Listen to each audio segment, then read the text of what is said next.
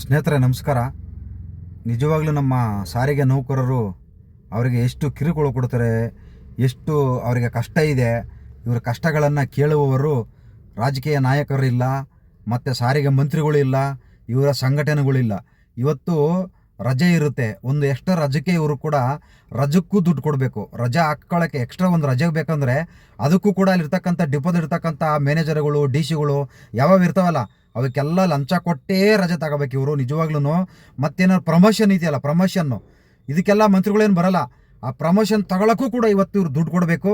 ಯಾವ ಕ್ಷೇತ್ರಕ್ಕೆ ಎಲ್ಲ ಯಾವ ಡಿಪೋಗೆ ಹಾಕಬೇಕು, ನಮ್ಮೂರಿಗೆ ಹಾಕಬೇಕು, ಅದಕ್ಕೊಂದು 10,000 ರೂಪಾಯಿ ಎಕ್ಸ್ಟ್ರಾ. ಮತ್ತು ಮಾಮೂಲಿ ಅದನ್ನು ಬಂದರೆ ಅದಕ್ಕೆ 30,000 ಕೊಟ್ಟು ಏನು ಅದ್ಭುತವಾದ ಮೈಸೂರು ಜಿಲ್ಲೆಯಲ್ಲಿ ಮಾಡ್ತಾ ಇದ್ದಾರೆ ನೋಡಿ, ದಯವಿಟ್ಟು ಕೇಳಿಸ್ಕೊಳ್ಳಿ ನೀವೇನೆ. ಪಾಪ ನಮ್ಮ ಸಾರಿಗೆ ನೌಕರರು ಇಷ್ಟೊಂದು ಕಷ್ಟ ಬೀಳ್ತಾರೆ. ಹಗಲು ರಾತ್ರಿ ಗಾಡಿ ಓಡಿಸ್ತಾರೆ, ಬೆಳಗ್ಗಿಂದ ಸಾಯಂಕಾಲವರೆಗೂ ಇಲ್ಲಿ ಗ್ಯಾರೇಜಲ್ಲಿ ರಿಪೇರಿ ಮಾಡ್ತಾರೆ. ಯಾರಿಗೂ ಮರ್ಯಾದಿಲ್ಲ, ಗೌರವ ಇಲ್ಲ. ಇವತ್ತು ಅಧಿಕಾರಿಗಳಿಂದ ಇವತ್ತು ಎಷ್ಟು ಇವರು ಲಂಚ ಕೊಟ್ಟು ಪ್ರಮೋಷನ್ ಮಾಡಿಸ್ಕೊಳ್ಳೋರು, ಲಂಚ ಕೊಟ್ಟು ಅಲ್ಲಿಗೆ ಟ್ರಾನ್ಸ್ಫರ್ ಮಾಡಿಸ್ಕೊಳ್ಳೋರು. ಇನ್ನು ಒಳ್ಳೆ ಕೆಲಸ ಇಲ್ಲಿಂದ ಮಾಡ್ತಾರೆ ಇವರು ಕೂಡ ಮುಂದೆ ಲಂಚಕ್ಕೆ ತಾನೇ ಆಸೆ ಪಡೋರು.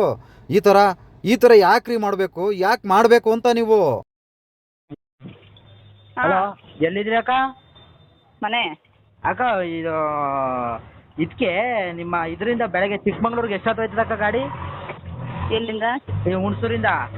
ಹುಣಸೂರಿಂದ ಮಾಮೂಲಿ ಫಸ್ಟ್ ಚಿಕ್ಕಮಂಗ್ಳೂರು ಗಾಡಿ. ಹುಣಸೂರಿಂದ ಚಿಕ್ಕಮಂಗ್ಳೂರು ಹೋಗುತ್ತಲ್ಲ, ಕೇರ್ನಾರ ಬಂದು. ಹ್ಞೂ, ಅದೇ ಎಷ್ಟೊತ್ತಿಗೆ 6:30 ಬರುತ್ತೆ ಕಟ್ಟೆಮೋಡಿಗೆ. ಹೌದಾ? ನಾಳೆ ನಮ್ಮ ಮನೆಯವರೆಲ್ಲ ಬರ್ತಾವ್ರೆ. 6:30 ಬರುತ್ತೆ. 6:15 ಬರಕ್ಕೆ ಹೇಳಿ.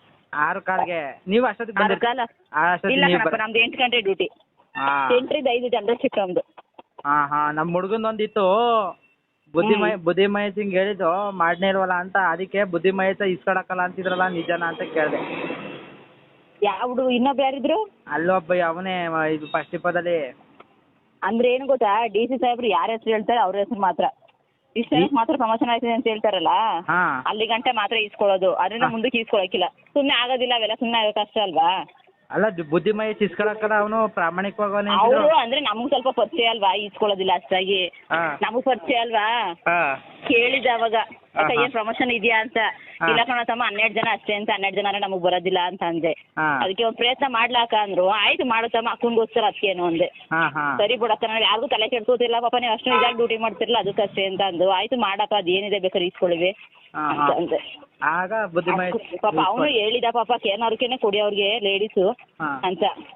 ಇಲ್ಲ ಕಣಪ್ಪ, ಪ್ಲೇಸ್ ಖಾಲಿ ಇಲ್ಲ, ಯಾರು ಟ್ರಾನ್ಸ್ಫರ್ ಆದ್ರೆ ಇಲ್ಲಾಂದ್ರೆ ರಿಟೈರ್ಡ್ ಆದ್ರೆ ಹಾಕ್ಸ್ಕೊಡ್ತೀನಿ, ಸದ್ಯಕ್ಕೆ ಮಾಡಕ್ ಹೇಳು ಅಂದ್ಬಿಟ್ಟು ಕೊಟ್ಟದ್ದು. ಏನ್ ಸಮಸ್ಯೆ ಇಲ್ಲ, ಅಲ್ಲೇನಾದ್ರೂ ಆಗ್ಬೋದು. ಬುದ್ಧಿಮಹೇಶ ಒಟ್ಟ ದುಡ್ಡು ಇಸ್ಕೊತಾನೆ. ದುಡ್ಡು ಇಸ್ಕೋದ್ರೆ ಬುದ್ಧಿಮಹೇಶನೇ. ಬೇರೆ ಏನ್ ಇಸ್ಕೋತಾರೆ ಗೊತ್ತಿಲ್ಲ, ನಂಗೆ ಮಾತ್ರ ಇಸ್ಕೊಂಡವ್ರು ಅಷ್ಟೇನೆ. ಬೇರೆಯವ್ರದ್ದೆಲ್ಲ ಯಾರು ಇಸ್ಕೊಂಡ್ರು ಅಂತ ಗೊತ್ತಿಲ್ಲ.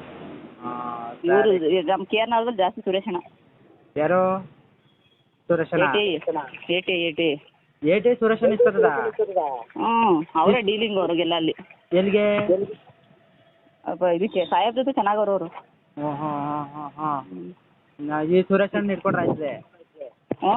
ಎಲ್ಲಿದ್ದೀಗ? ಡಿಪೋದಲ್ಲಿ ಇದೆ, ಹೊರಗಡೆ ಇದೆಯಾ? ಆಮೇಲೆ ಇಲ್ಲ ಕನಕ, ನಾನು ಮನೆ ತಾವಿದ್ದೀನಿ. ನಾಳೆಗೆ ಚಿಕ್ಕಮಂಗ್ಳೂರಿಗೆ ಕಳಿಸ್ಬೇಕು, ಅದಕ್ಕೆ ಕೇಳಿದೆ. ಅವರೇ ಜಾಸ್ತಿ ಎಲ್ಲ ಡೀಲಿಂಗ್ ಎಲ್ಲ ಮಾಡ್ಕೊಳೋದು, ಪ್ರತಿಯೊಂದು ವಿಚಾರದಲ್ಲೂ ಜಾಸ್ತಿ. ವಾ, ಇದಕ್ಕೆಲ್ಲ KR ನಗರಕ್ಕೆಲ್ಲ ಸುರೇಶಣ್ಣಯ್ಯ? ಡಿ ಸಿ ಜೊತೆ ಚೆನ್ನಾಗವ್ರೆ, ಸಾಹೇಬ್ರ ಜೊತೆ. ಹೌದಾ? ಸರಿ, ಬಂದವರಲ್ವಾ? ಹಂಗೆ ನಿಮಗೆ ಗೊತ್ತಿರ್ತದೆ, ನೀವೆಲ್ಲ ಹಳಬ್ರಲ್ವಾ? ಇರ್ಲಿ ಏನಾದ್ರು ಆಗ್ಬೇಕು ಅಂದ್ರೆ ಅವ್ರ ಮೂಲಕ ಆಯ್ತದೆ. ಒಟ್ನಲ್ಲಿ ಯಾರು ಹೇಳಿ, ಯಾವ ಹುಡುಗಂಗೆ ಹೇಳಿದ್ರಿ ಪ್ರಮೋಷನ್ಗೆ? ಇಲ್ಲಿ ಫಸ್ಟ್ 20 ಹುಡುಗಂಗೆ ಹೇಳಿದ್ದು. ಏನ್ ಗೊತ್ತಮ್ಮ, ನಮ್ ಸೀನಿಯಾರಿಟಿ ಬಂದ್ರೆ ಮಾತ್ರ ನಾವು ಕೈ ಹಾಕ್ಬೇಕು, ಇಲ್ಲ ತಲೆ ಕೆಡಿಸ್ಕೋಬಾರ್ದು. ಸೂರೇಶಣ್ಣ ಏನು ಮಾಡೋದೇ ಇಲ್ಲ, ಏನು ಮಟ್ಟದೇ ಇಲ್ಲ ಅಂತಿದ್ರಲ್ಲ, ಅದಕ್ಕೆ. ಸುಮ್ಮನೆ ಮಾಡೋರು ಹೇಳ್ತಾರ ಮಾಡ್ತಿದ್ದೀವಿ ಅಂತ.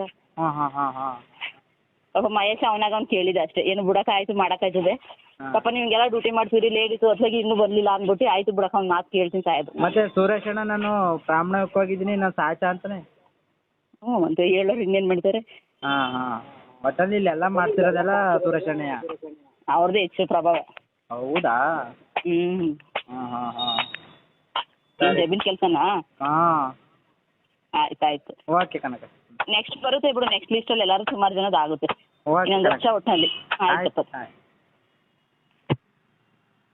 ಲಂಚ ಕೊಟ್ಟು ಕೆಲ್ಸಕ್ಕೆ ಸೇರ್ಕೊಳ್ಳೋದು, ಲಂಚ ಕೊಟ್ಟು ಪ್ರಮೋಷನ್ ಮಾಡಿಸ್ಕೊಳ್ಳೋದು, ಲಂಚ ಕೊಟ್ಟು ಇದು ಮಾಡೋರು ಯಾವುದೇ ಕಾರಣಕ್ಕೂ ನೀವು ಕೂಡ ಯಾವುದೇ ಕಾರಣಕ್ಕೂ ಒಳ್ಳೆ ಕೆಲಸ ಮಾಡಲ್ಲ. ನೀವು ಕೂಡ ಲಂಚಕ್ಕೇ ನೀವು ಕೂಡ ಆಸೆ ಪಡ್ತಾ ಇರ್ತೀರಾ, ನೀವು ಕೂಡ ಲಂಚಕ್ಕೆ ಆಸೆ ಪಡ್ತಾ ಇರ್ತೀರ. ಯಾವುದೇ ಕಾರಣಕ್ಕೂ ನಾನು ಪ್ರಾಮಾಣಿಕವಾಗಿ ಕೆಲಸ ಮಾಡಬೇಕು, ನಾನು 4 ಜನಕ್ಕೆ ಒಳ್ಳೆ ಕೆಲಸ ಮಾಡಬೇಕು, ನಾನು 4 ಜನ ಚಾಲಕರಿಗೆ ಒಳ್ಳೆ ಅಧಿಕಾರಿ ಅನ್ಸ್ಕೋಬೇಕು ಅನ್ನೋದು ನಿಮ್ಮ ಮನಸ್ಸಲ್ಲಿ ಇರೋದೇ ಇಲ್ಲ. ಸ್ನೇಹಿತರೆ ನಮಸ್ಕಾರ, ಎಲ್ಲರಿಗೂ ಒಳ್ಳೆಯದಾಗಲಿ.